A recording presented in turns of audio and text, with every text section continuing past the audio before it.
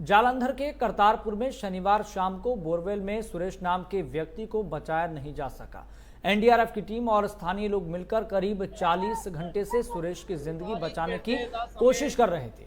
उन्हें बोरवेल से निकालने के लिए गहरा गड्ढा खोदा गया, लेकिन आज दोपहर बाद टीम सुरेश तक पहुंची तो वह मर चुका था। सुरेश हरियाणा के जींद का रहने वाला था।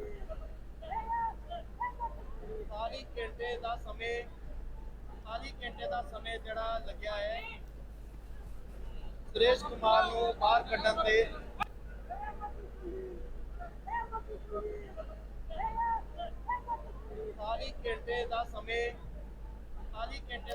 फिलहाल ये तस्वीर हम आपको दिखा रहे हैं। जब ये रेस्क्यू ऑपरेशन चलाया जा रहा था तो एनडीआरएफ की टीमों ने सुरेश का शव निकाल लिया है। रेस्क्यू ऑपरेशन खत्म हो चुका है, लेकिन अफसोस सुरेश को बचाया नहीं जा सका। 40 घंटे से ज़्यादा तक ये रेस्क्यू ऑपरेशन चला, लेकिन जब तक सुरेश का कोई अता पता नहीं था तब तक भी एक उम्मीद की किरण साथ के साथ जगमगा रही थी कि सुरेश को सही सलामत बाहर निकाल लिया जाए। लेकिन प्रशासन की टीम, एनडीआरएफ की टीम इस बात को लेकर थोड़ा थोड़ा आश्वस्त फिर दिखाई देने लगी जब रेस्क्यू ऑपरेशन को कई घंटे बीतते चले गए।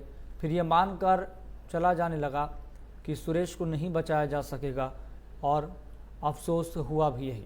तो मिट्टी में दबे सुरेश को बाहर निकाल लिया गया है। तो जालंधर के करतारपुर में रेस्क्यू ऑपरेशन खत्म हो गया है।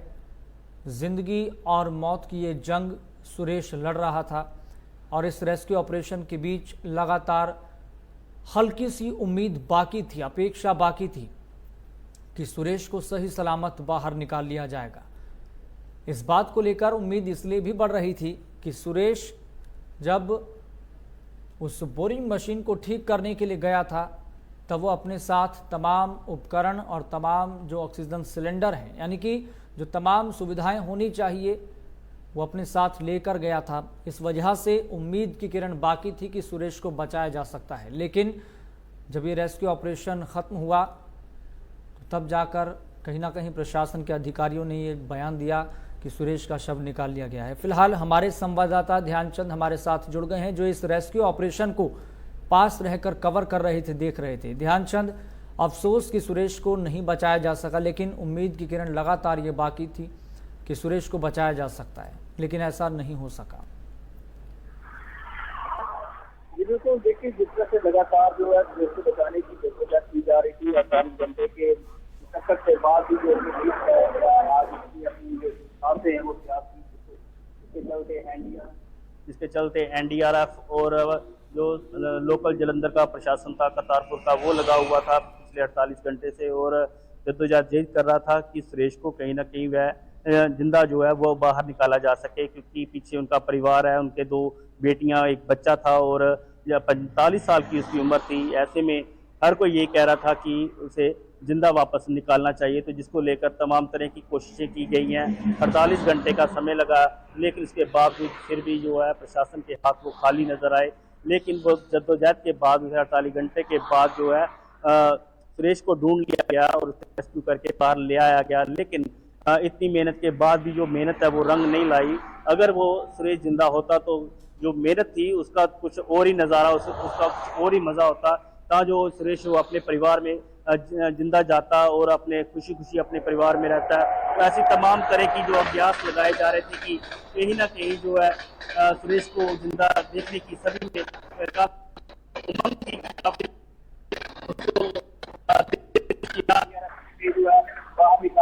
लेकिन ऐसा नहीं हो सका। काफी दूर से जो है स्वास्थ्य जो है और हार गया। ध्यानचंद, आप भी लगातार हमें अपडेट कर रहे थे कि प्रशासन समय के साथ रणनीति में बदलाव ला रहा है। तो क्या रणनीति में बदलाव लाना, क्योंकि सटीक रणनीति थी नहीं, और क्योंकि 10 से 12 घंटे तक जब ये रेस्क्यू ऑपरेशन शुरुआत में चल रहा था तो तब जाकर ये पता लगा था कि गड्ढा कहीं और खोद दिया गया है। पहले शुरुआत में लग रहा था कि सुरेश के हम बहुत नज़दीक हैं, लेकिन दोबारा से रणनीति में बदलाव किया गया, रणनीति फिर दोबारा से बनाई गई, गड्ढा खोदा गया। क्या इसी वजह से लापरवाही यहाँ पर हो गई, इसलिए देर हो गई?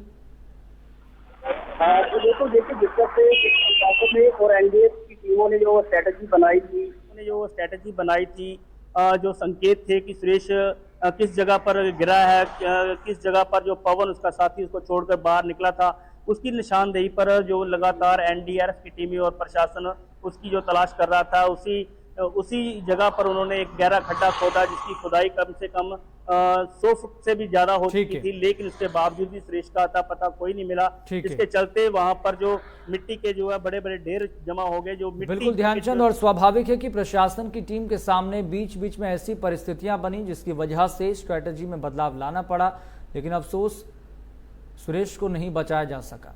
बहुत बहुत शुक्रिया ध्यानचंद जानकारी साझा करने के लिए।